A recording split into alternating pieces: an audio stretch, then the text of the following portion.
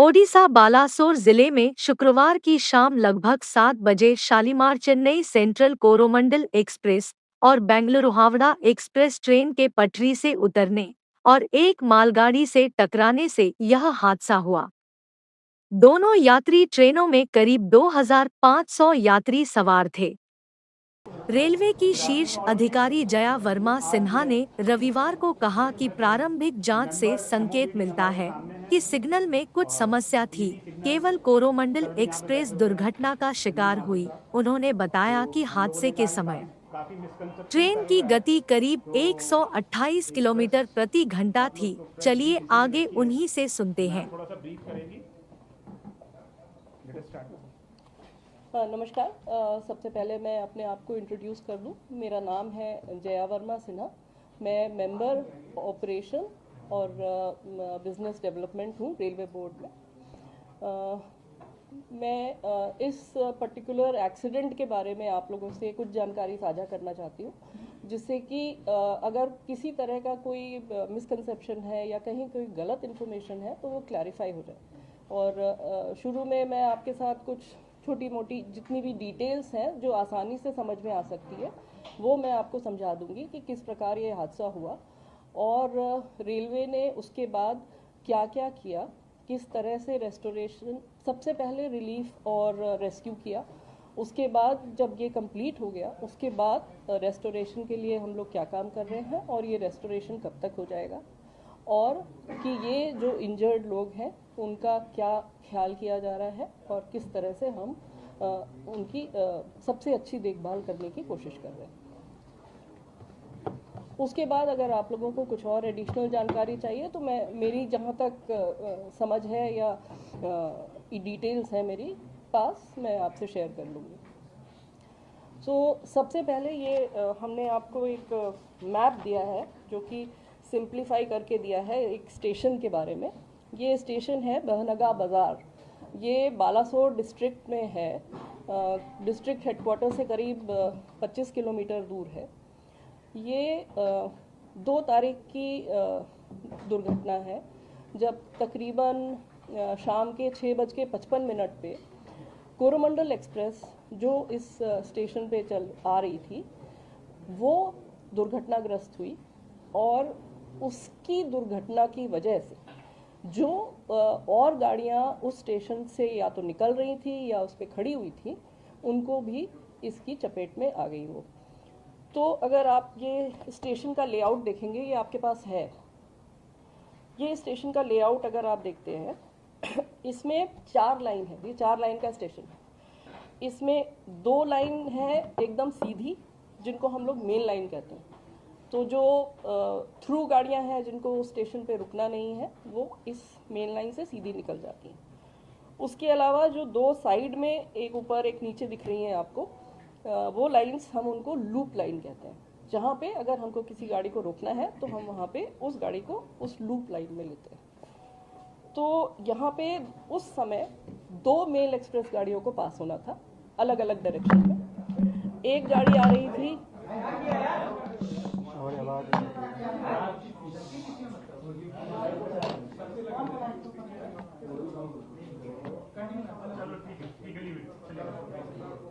मैं फिर से बता देती हूँ। कोई नहीं, मैं फिर से बता देती हूँ उसमें कोई चिंता की बात नहीं। 4 लाइन का स्टेशन है। इसकी जो बीच की 2 लाइंस हैं वो मेन लाइन है, जो कि अगर गाड़ी रुक नहीं रही है तो ज़्यादातर उससे जाती है। और जो 2 और लाइन है आजू बाजू अलग अलग, वो लूप लाइन कहलाती हैं, जिसमें कि हमको अगर गाड़ी को रोकना है तो हम वहाँ पे उसको ले जाते हैं और उसको वहाँ रोकते हैं। इस दिन इस समय यहाँ पे 2 गाड़ियाँ खड़ी थी जिनको रोका गया कि ये मेल एक्सप्रेस गाड़ियाँ जो हैं जिनको यहाँ रुकना नहीं है उनको जाने के लिए एकदम क्लियर पाथ मिले। तो उस हिसाब से यहाँ पे जो ऊपर वाला आपको दिख रहा है लूप लाइन जिस पे लिखा हुआ है स्टेशनरी गुड्स ट्रेन, ये एक जो हम लोग BCN कहते हैं या कवर्ड गाड़ी होती है मालगाड़ी, वो यहाँ पे खड़ी थी। और नीचे जो लाइन दिख रही है वो अप लूप लाइन है। वो अप लूप लाइन में एक और गुड्स ट्रेन रोक दी गई थी जिससे कि मेल एक्सप्रेस के लिए क्लियर पाथ मिल जाए। वो गुड्स गाड़ी थी एक आयरन ओर से लदी हुई गुड्स ट्रेन। ये दोनों गाड़ियाँ यहाँ पे खड़ी कर दी गई थी और जिससे कि मेन लाइन का रूट सेट कर दिया गया था। चेन्नई की तरफ से आ रही थी यशवंतपुर एक्सप्रेस, जो कि एक्चुअली बैंगलोर से आ रही थी, डायरेक्शन सेम है। बैंगलोर से आ रही थी, हावड़ा जा रही थी। ये गाड़ी कुछ सेकंड पहले आ रही थी कोरोमंडल से। ये जा रही थी बैंगलोर से हावड़ा की तरफ, और उल्टे डायरेक्शन में हावड़ा से चली हुई, मतलब शालीमार से चली थी एक्चुअली, कलकत्ता का एक स्टेशन है शालीमार, वहाँ से चली थी। शालीमार से चली हुई ये गाड़ी कोरोमंडल ये चेन्नई जाने के लिए आ रही थी। इसके लिए भी मेन लाइन सेट थी, दूसरे डायरेक्शन की थी, जिसको हम लोग अप मेन लाइन कहते हैं। उस लाइन का डायरेक्शन सेट था, रूट सेट था, हर तरह से सिग्नल सेट थे और सिग्नल ग्रीन थे।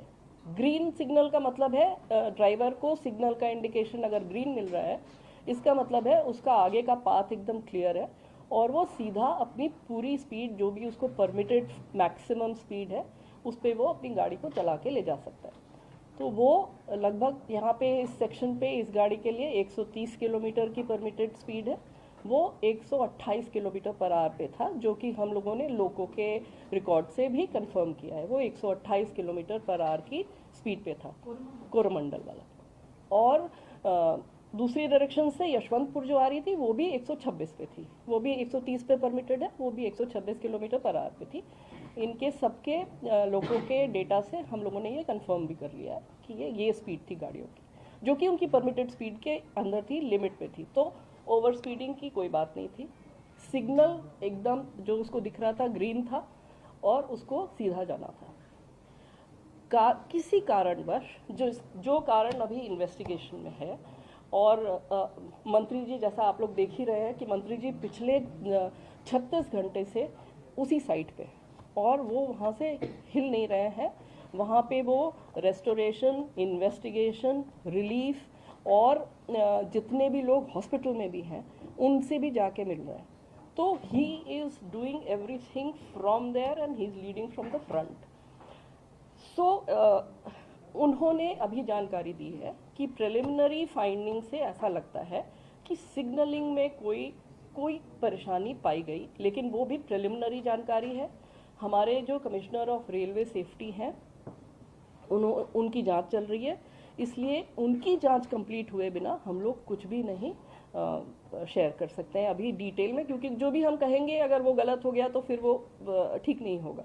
इसलिए हम भी अभी इंतज़ार कर रहे हैं कि वो अपनी फाइंडिंग्स हमें कंप्लीट डिटेल्ड फाइंडिंग्स हमें बताएं, जिससे कि हम लोग पता कर सकें कि क्या कारण था जिसकी वजह से ये दुर्घटना हुई। दुर्घटना सिर्फ कोरोमंडल एक्सप्रेस की हुई है। ये भी एक चीज़ है जो कि सबको समझने की आवश्यकता है कि यहाँ पे 3 इंजन भिड़ गए और बहुत सी मल्टीपल ट्रेन्स जो है वो आपस में टकरा गई, कैसे सब एक ही रास्ते में थी। ये इस तरह की गलत इन्फॉर्मेशन या गलत समझ फ्लोट अराउंड कर रही है। तो उसको क्लैरिफाई करने के लिए मैं दोबारा ये बताना चाहती हूँ कि सिर्फ एक ट्रेन क्षतिग्रस्त हुई, एक ट्रेन का एक्सीडेंट हुआ जो कि कोरोमंडल थी। उस ट्रेन किसी कारण, जिस भी कारण के वजह से, जिसको हमें पता चलेगी अभी डिटेल में कि क्या कारण था, वो जो एक्सीडेंट ग्रस्त हुई और अप लूप लाइन में जो आयरन ओर की ट्रेन खड़ी हुई थी, जो मैंने आपको बताई मालगाड़ी, उससे टकराई। उसके ऊपर उसका इंजन चला गया, उसके कुछ कोचेस चले गए, और ये इतना तेज़ इम्पैक्ट था। वो बेसिकली इसलिए था क्योंकि ट्रेन अपनी फुल स्पीड पे थी। 128 kmph पे मामूली चीज़ नहीं है। और दूसरी इशू ये था कि वो एक आयरन ओर की ट्रेन थी, जो कि बहुत ही भारी ट्रेन होती है। तो वो सारा इम्पैक्ट जो है, कोलिजन का इम्पैक्ट, अगर आप लोग किसी भी टेक्निकल कोलिजन एक्सपर्ट से भी पूछेंगे, कोलिजन का इम्पैक्ट उसने कम्प्लीटली रिजेक्ट कर दिया, क्योंकि वो आयरन ओर भरी हुई ट्रेन थी। एंड द एंटायर पूरा का पूरा इम्पैक्ट जो है वो सारा का सारा ट्रेन के ऊपर आ गया। कोचिंग ट्रेन थी ये। अब इस ट्रेन के बारे में भी मैं कुछ बताना चाहूँगी। ये ट्रेन है LHB ट्रेन, हमारी जो LHB कोचेस हैं उसकी ट्रेन है ये। LHB is a very very safe train. अगर आप और एक्सीडेंट्स इस तरह की ट्रेन के देखेंगे, आपको मिलेगा कि इवन एट फुल स्पीड ये ट्रेन कैप्साइज नहीं होते। इसके कोचेस जो हैं वो दे डोंट टर्न टर्टल, और इसलिए उसमें जो लोग होते हैं वो उनको कोई